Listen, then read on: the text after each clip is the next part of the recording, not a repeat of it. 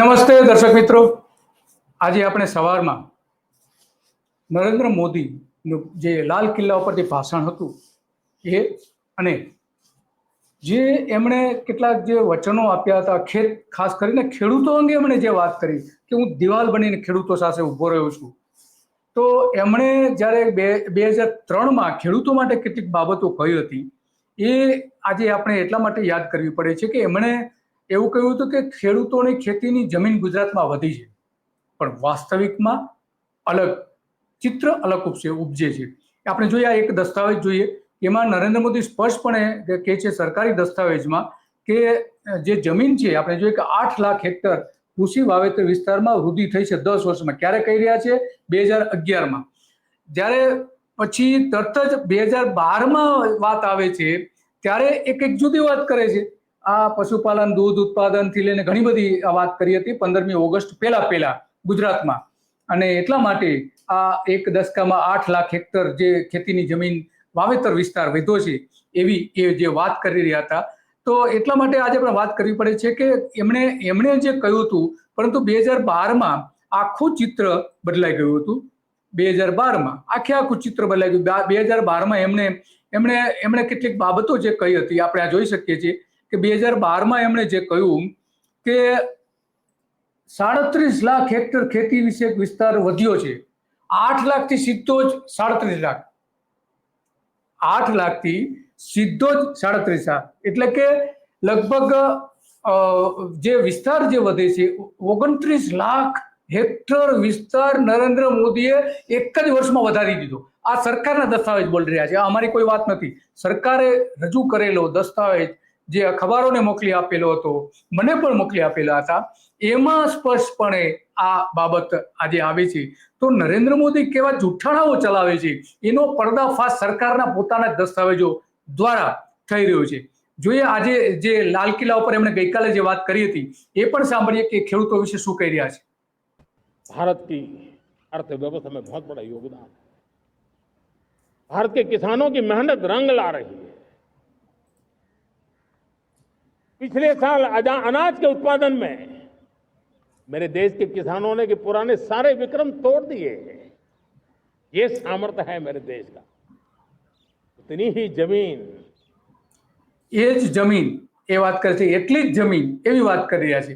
જ્યારે ગુજરાતમાં એમણે આ વાત કરી હતી 2011 અને 2012ના 15મી ઓગસ્ટ પહેલા એક ફિગર જે આપેલો 2011માં એ 15મી ઓગસ્ટ 14મી ઓગસ્ટે આપેલો, અને 2012નો જે એમણે ફિગર આપ્યો હતો એ 15મી ઓગસ્ટ, એટલે કે 15મી ઓગસ્ટે એ જુઠ્ઠું બોલવા માટે નરેન્દ્ર મોદી જાણીતા છે. આ એમના સરકારના દસ્તાવેજોને આધારે આપણે કહી શકીએ. શું કહે છે સાંભળીએ. मिलने लगे, किसानों को अच्छी सुविधाएं मिलने लगी, तो वो अपना सामर्थ्य देश के लिए बढ़ा रहा है. आज भारत दूध, दाल, जूट जैसे उत्पादन में नंबर 1 है दुनिया में, और सब्जी के उत्पादन में भी दुनिया में दूसरे नंबर पर पहुंच चुका है. पशुपालक हो, मछुआरे हो, देश के विकास की अनेक योजनाओं का लाभ, और किसान को एक भरोसा हो गया है फसल बीमा का, वो साहसिक बना रहा है. उसका परिणाम भी देश को मिल रहा है. जो पहले कल्पना की बात थी, कम खेती है, और इसलिए हमने 100 जिले आइडेंटिफाई किए हैं पूरे देश में से, और वहां के किसानों को एम्पावर करना, किसानों को शक्ति देना, किसानों को मदद करने का एक अभियान चलाया है. और इसके लिए पीएम धन धान्य कृषि योजना का आरंभ किया है. पीएम धन धान्य कृषि योजना वो देश के 100 जिले जहां थोड़ी सी भी मदद कर देंगे तो वहां का किसान भी भारत के अन्य किसानों की. હવે એ જુદી જે એક નવી જ યોજના એમણે જાહેર કરી હતી, તો આ જે મૂળ નરેન્દ્ર મોદી જે બોલે છે એમાં વિસંગતતાઓ બહુ હોય છે, બહુ વિસંગતતાઓ હોય છે. આ જે સરકારના જ રિપોર્ટ્સ ઘણું બધું કહી રહ્યું છે, એમાં પણ જોઈ શકાય છે કે કેટલા વિસ્તારમાં ખેતી થાય છે, શું છે આખી પરિસ્થિતિ શું છે એ એમાં આપણે જોઈ શકીએ છીએ. અને એટલા માટે આ જે બાબતો જે આપણી સામે આવે છે કે ખરેખર સરકાર શું કરવા માંગે છે એ જે વાત કરે છે નરેન્દ્ર મોદી, એટલા માટે આપણે આ બધી જ વાત આજે ફરીથી કાલચક્રમાં આપણે કરવી પડે છે કે નેતાઓ આપણી જે વાત કરે છે એમાં કેટલા આંકડાઓમાં જુઠ્ઠાણાઓ હોય છે એ એના ઉપરથી ખ્યાલ આવી જાય છે. તો આ આપણે જોઈએ છીએ કે 2012માં મોદીએ 15 ઓગસ્ટે દાવો કર્યો હતો કે 10 વર્ષમાં કુલ 37 લાખ હેક્ટર વધી, અને ખેતી વિભાગનો જે અહેવાલ છે 1970 એવું કહે છે કે 1 કરોડ 5 લાખ હેક્ટર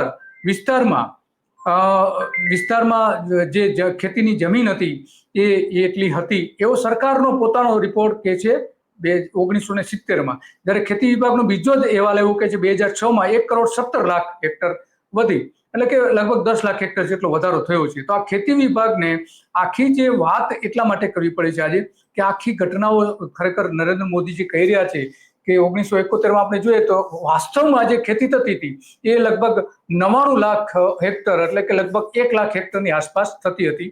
2010-11માં એમાં ઘટાડો થયો 1 લાખ હેક્ટરનો. 2005-6માં એ 1 કરોડ 2 લાખ હેક્ટર હતી અને એમાં 3.61% ઘટાડો થયો. નરેન્દ્ર મોદીના રાજમાં જમીનમાં ઘટાડો થયો. વાવેતર વિસ્તારની વાત છે, આપણે જે કુલ જમીનનો વાત નથી, વાવેતર વિસ્તારની વાત છે. તો એટલો ઘટાડો થયો હતો અને એટલા માટે આપણે દર વર્ષે લગભગ 28,000 હેક્ટર જમીન ગુજરાતમાં બિન ખેતી થઈ રહી છે, એટલે કે એનું ઉત્પાદન ઘટી રહ્યું છે. 1 હેક્ટરે આપણે 500 કરોડ રૂપિયાનું અત્યાર સુધીનું ઉત્પાદન ગુમાવી દીધું છે. બીજી બાજુ સરકાર નરેન્દ્ર મોદી એવી વાત કરી રહ્યા છે કે એમના જે કારણે જે છે એમાં વધારો થયો છે એવી વાત કરી રહ્યા છે. તો આ આખી ઘટના આપણે ખરેખર એક ચિંતા ઉપજાવે એવી ઘટના છે અને એટલા માટે આપણે આ વાત કરવી પડે છે આજે કાલચક્રમાં. અને જ્યારે લાલ કિલ્લા ઉપરથી વાત કરતા હોય કે એ જ જમીનને એટલે છતાં પણ ઉત્પાદન વધારો થયો છે. તો આ જે આખી વાત જે છે એ આપણા માટે એટલા માટે મહત્વની બની જાય છે કે નરેન્દ્ર મોદી કેવા જુઠ્ઠાણાઓ ચલાવે છે એ આના ઉપરથી ખ્યાલ આવી જાય. 8 લાખ હેક્ટરનો સીધો કેટલો જંગી વધારો કરી દે છે જમીનમાં, એ આના ઉપરથી આપણે ખ્યાલ આવી જાય છે. અને એટલા માટે આજે આપણે ચિંતા કરવી પડે છે અને આ કાલચક્રમાં એની તમામ વિગતો આપણે જોઈ શકીએ કે સરકારના દસ્તાવેજમાં જે જૂના દસ્તાવેજો છે એમાં પણ એ જ બતાવી રહ્યું છે. તો આ જે નેતાઓ છે નેતાઓના વચનો ઉપર આપણે બહુ ભરોસો ન મૂકવો જોઈએ એ આના પરથી સાબિત થાય છે. અને એટલા માટે આજે કાલચક્રમાં સવારમાં એની ચિંતા કરવી પડે છે કે નેતાઓ જો સાચું બોલે એવા નેતાઓને ચૂંટીને મોકલવા જોઈએ. ગેરમાર્ગે એવા દોરે એવા કોઈ પણ નેતાને આપણે ચૂંટીને ન મોકલવો જોઈએ. 1 જ વર્ષમાં 29 લાખ હેક્ટર જમીન કઈ રીતે વધી ગઈ, સવાલ એ આવીને ઉભો રહે છે.